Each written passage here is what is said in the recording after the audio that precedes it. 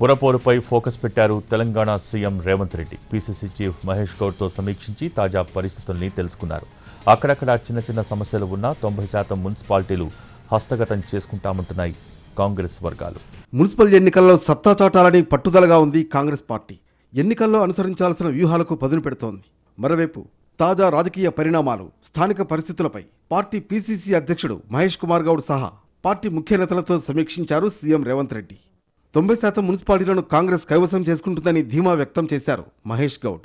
కాంగ్రెస్ పార్టీకి మరో పార్టీతో పోటీ లేదని స్పష్టం చేశారు.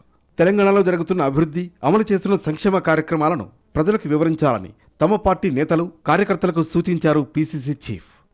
జగిత్యాల టికెట్ల కేటాయింపుపై కాంగ్రెస్ సీనియర్ నేత జీవన్ రెడ్డి అసంతృప్తి వ్యక్తం చేసిన అంశంపైన చర్చ జరిగింది.